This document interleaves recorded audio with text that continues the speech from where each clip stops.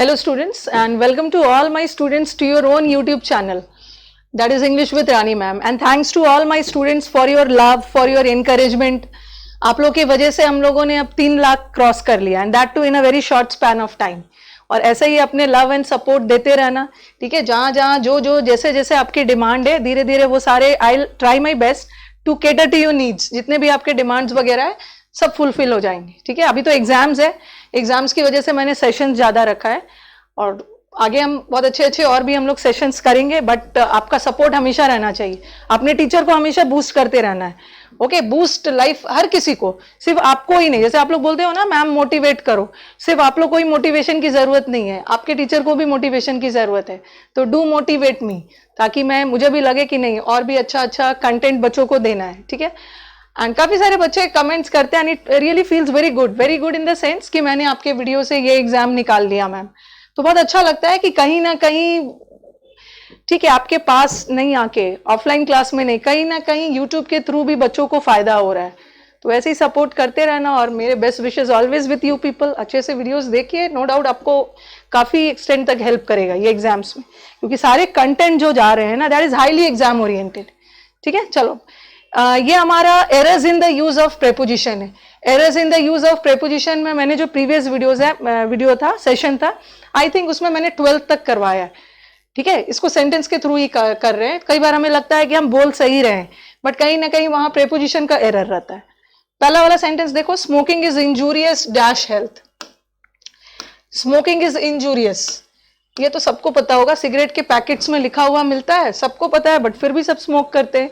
Cigarette is injurious for नहीं होता है, टू हेल्थ। जब हम स्कूल डेज में होते हैं तो ऐसे बोल देते थे ना, लर्न द आंसर या learn this lesson, word to word बोल देते हैं, वर्ड टू वर्ड या वर्ड बाय वर्ड भी बोल देते हैं, but that is wrong. It's not word to word और word by word, it's word for word, ठीक है। वर्ड फॉर वर्ड होता है। आपको लगेगा ये तो कुछ अटपटा लग रहा है, ये तो हमने कभी बोला ही नहीं है, बट यही करेक्ट है, ओके। फ्लो में हमें हैबिट हो जाती है वो बोलने की। अभी भी आप कई लोग को देखोगे जो एग्जाम्स की तैयारी नहीं कर रहे हैं, उन्हें भी नहीं पता है, वो वर्ड बाय वर्ड ही बोलेंगे। The traveller was sitting dash the shade of the tree. कोई जैसे कोई पेड़ है, ठीक है, पेड़ है और पेड़ का शेड आ रहा है, तो कोई पेड़ के शेड के नीचे नहीं बैठेगा, कोई पेड़ के शेड में बैठेगा, पेड़ के छांव में बैठेगा। तो it's not under the shade, it's in the shade. In the shade, you are sitting in the shade of the tree. ये भी हम गलत कर बैठे, I passed in the exam. ये डायरेक्टली ऑब्जेक्ट लेगा, ये प्रेपोजिशन लेके ऑब्जेक्ट नहीं लेगा। आपने क्या पास किया, आपने डायरेक्टली एग्जाम को पास किया, तो हम बोलते समय तो बोल देते आई passed in the exam, but I pass the exam नहीं, मैंने एग्जाम को पास किया, एग्जाम में पास नहीं किया, एग्जाम को पास किया। इन नहीं आएगा, सिंपली क्या होगा, I pass the exam. I inquired from him. देखो यहां पे ये गलत नहीं है, ये दोनों सही जा सकता है, बता रही हूं।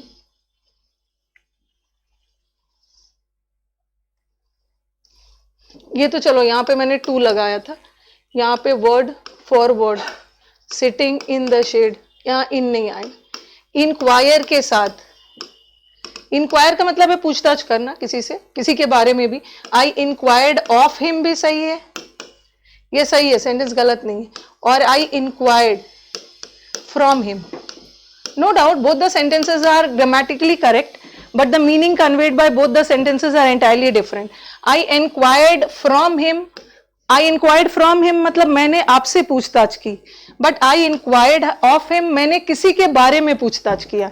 जैसे अगर मैं किसी पार्टी में जा रही हूँ और मुझे कोई अपने फ्रेंड नहीं दिख रहे हैं, मुझे उस फ्रेंड के बारे में पूछना है, किसी दूसरे फ्रेंड से उसके बारे में पूछना है, तो मैं जिस फ्रेंड से पूछूंगी उसके लिए मैं बोलूंगी आई इंक्वायर्ड फ्रॉम हिम। बट जिसके बारे में पूछ रही हूं आई इंक्वायर्ड ऑफ, तो इंक्वायर्ड ऑफ का मतलब होता है के बारे, किसी के बारे में, और इंक्वायर्ड फ्रॉम का मतलब है किसी से, ओके। तो ये तो सही है, इंक्वायर्ड ऑफ भी होता है, इंक्वायर्ड फ्रॉम भी होता है, डिपेंडिंग अपॉन द कॉन्टेक्स्ट, किस कॉन्टेक्स्ट में यूज हो रहा है। किसी के बारे में पूछ रहे हो ऑफ लगा दोगे, किसी से पूछ रहे हो you'll use from.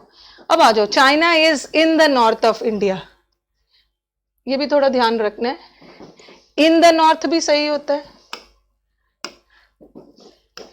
In the north is also correct and to the north is also correct, both of them are correct, ठीक है, जैसे लिखा मैंने China is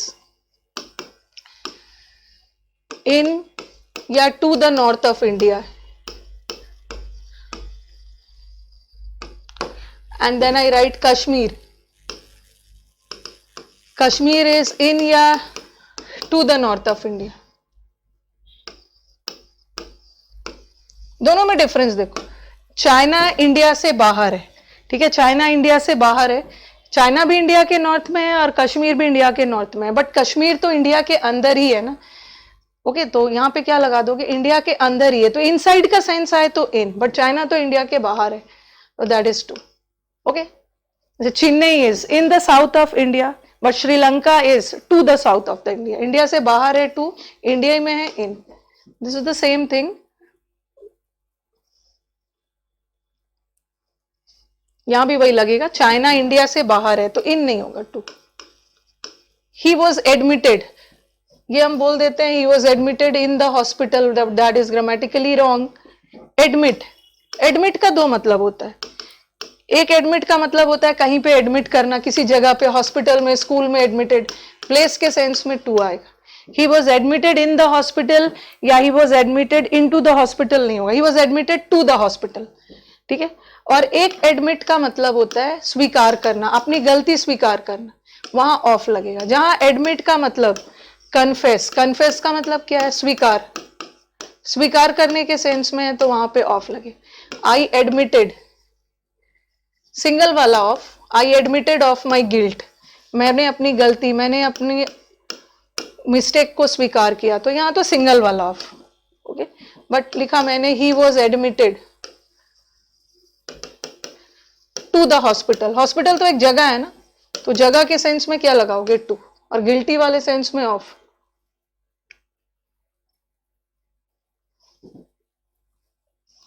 he was admitted, hospital भी तो एक जगह है, that is to.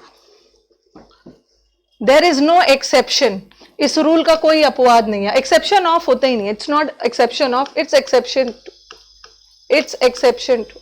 He was absorbed, he was absorbed dash his studies, इस सेंटेंस का मतलब क्या है, वो पूरी तरह से अपनी पढ़ाई में एब्सॉर्ब था, मतलब विलीन था, खोया हुआ था, तो absorbed, he was absorbed. He was engrossed, engross का मतलब है पूरी तरह से खो जाना, डीपली इन्वॉल्व हो जाना, he was submerged.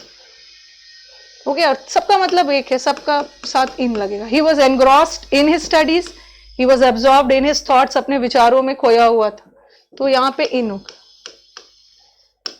The little girl had a thirst, little girl को नॉलेज की थर्स्ट थी, थर्स्ट ऐसे तो थर्स्ट का मतलब प्यास, नॉलेज की प्यास मतलब नॉलेज की लालसा, उसे she was fond of knowledge, उसे और नॉलेज चाहिए था, तो यहाँ पे थर्स्ट फॉर होता है। थर्स्ट, यहाँ भी मैं आपको एक चीज और ऐड कर रही हूँ, किसी चीज के लिए बहुत ज्यादा इच्छुक होना, जैसे आप बोलते हो ना thirst, you have a thirst for, okay, मतलब बहुत ज्यादा तीव्र इच्छा, you have a desire for, pine for, सबका मतलब होता है बहुत ज्यादा इच्छुक होना। You have a appetite, appetite for, ठीक है, TIT, एपेटाइट, सबका मतलब होता है किसी चीज के लिए बहुत ज्यादा इच्छुक होना।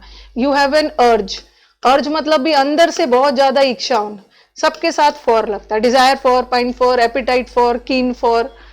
ओके, लॉन्गिंग होता है, लॉन्गिंग, लॉन्गिंग का मतलब भी होता है बहुत ज्यादा तीव्र इच्छा किसी के लिए, किसी चीज के लिए, लॉन्गिंग फॉर। तो girl has a thirst for knowledge, absorbed in, exception to. I am writing a book, अगर मैं बोलूं कि मैं ग्रामर पे बुक लिख रही हूं, तो आप ये नहीं बोलोगे आई am writing a book of grammar, Hindi करते हैं ना हम इंडियंस, ग्रामर की बुक लिखी जा रही है, तो no, I am writing a book on which topic, I am writing a book on grammar, on होता, ऑफ नहीं होगा। ये तो हमारा बहुत ही इंपॉर्टेंट है, डिस्पोज,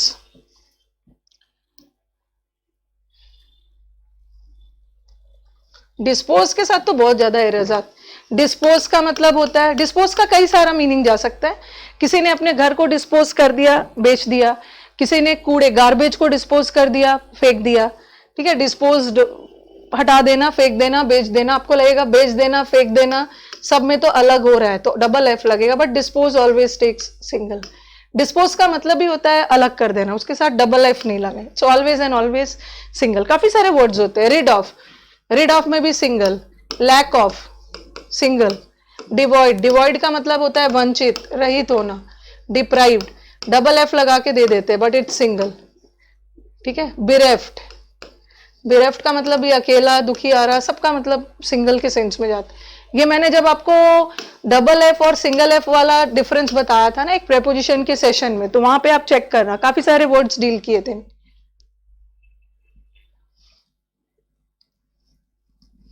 सिंगल नहीं होगा, सॉरी डबल नहीं होगा, सिंगल हो। आई एम गुड, अगर आप किसी चीज में गुड हो तो you are good at, it's not good in cooking, it's good at. देखो ये सब मैंने आपको काफी डिटेल में पढ़ा दिया है। अब इट्स टाइम कि अब हम सारे का एक्सरसाइजेस कर रहे हैं, ठीक है, और थोड़ा स्पीड में कर रहे हैं ताकि मैक्सिमम कवर हो जाए। सारा एक्सप्लेनेशन के साथ मैंने करवा दिया है। तो प्रीवियस वीडियोस जो नए हमारे स्टूडेंट्स हैं, प्रीवियस वीडियोस देख सकते हैं। ही कट द नाइफ, नाइफ को काटने के लिए उसने क्या चीज का यूज किया, नॉट नाइफ को, एप्पल को काटने के लिए उसने क्या चीज का यूज किया, चाकू का, नाइफ। तो यहाँ नाइफ किसका काम कर रहा है, एक इंस्ट्रूमेंट की तरह। और जब भी इंस्ट्रूमेंट का सेंस आए तो with, he open the box with a screw driver, he cut the knife with a stick, he kill the dog with a stick. जब भी इंस्ट्रूमेंट का सेंस आए, he kill the robber with a dagger, खंजर, तो instrument के साथ हमेशा with लगाओ। मेट वाला तो इंपॉर्टेंट है, बोलोगे कि मैं तो सब बोल रही हूं इंपॉर्टेंट है। मेट, मेट के साथ कभी कभी नो प्रेपोजिशन आता है। मेट के साथ नो प्रेपोजिशन कब होता है, जब आप किसी व्यक्ति से मिल रहे हो। और एक होता है मेट विथ, मेट विथ का मतलब होता है ना किसी चीज को फेस करना, सामना करना। ऐसा मैंने लिखा, I met with him, and then I write I met with an accident। ये देखो I met with him, ये गलत, मैंने उसका सामना नहीं किया। I met with him, मैं जा रहा था और मैं उससे मिला। किसी व्यक्ति से मिल रहे हो तो him with नहीं लगेगा, but I met with an accident। met with का मतलब है किसी घटना का होना, किसी चीज का सामना करना।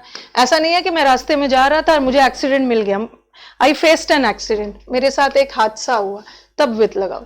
Okay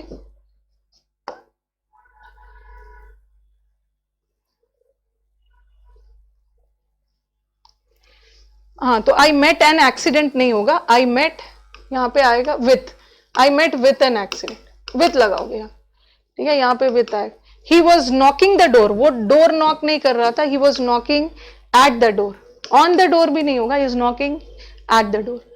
the religion has been existence, this religion has been in existence dash time immemorial। time immemorial का मतलब होता है काफी लंबे समय से, सदियों से। और time immemorial के साथ for तो नहीं यूज होगा, बट हम since का भी यूज कर सकते हैं, from का भी।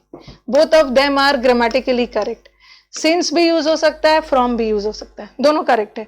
बट मैंने एक एग्जाम में एक स्टूडेंट क्वेश्चन पेपर लेके आए थे, सम कोर्ट एग्जाम था, वहां बोला कि मैम उन्होंने फिल अप द ब्लैंक्स में ऑप्शन में दोनों दिया था।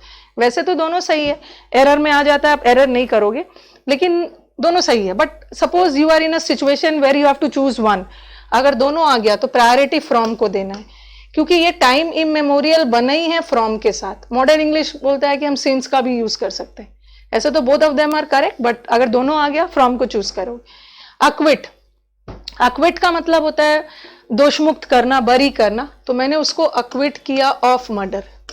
अक्विट के साथ छोड़, रिहा कर देना, दोषमुक्त करना, छोड़ देना, सिंगल वाला ऑफ।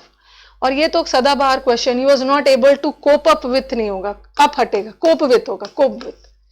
और कंप्लाई पता ही है आपको, ये तो कई बार करवाया भी है, कंप्लाई विथ। कंप्लाई विथ का मतलब है एग्री करना, और एक होता है कंप्लाई विथ और एक होता है अबाइड बाय। ये कई बार एग्जाम में, अबाइड बाय का मतलब सहमत होना, कंप्लाई के साथ विथ, अधेर के साथ टू, तो कंप्लाई टू नहीं होगा, विथ। कंप्लाई के साथ विथ, अबाइड के साथ bye. Okay, we have done this errors in the use of prepositions, and hopefully in the coming sessions we'll do some more. We'll try कि we'll do 200 तक हम कर ले। Okay, अगर वीडियोस अच्छे लग रहे हैं, do like, share and subscribe। दोस्तों के बीच में शेयर करो ताकि इस वीडियो का बेनिफिट मैक्सिमम बच्चों तक जा सके। ठीक है, और एज यूजुअल और कमेंट्स तो आपके हाईली अप्रिशिएटेड है। टीचर को बूस्ट करो, कमेंट करो, वीडियोस को शेयर करो। चलो अब हम मिलते हैं नेक्स्ट सेशन में। Thank you.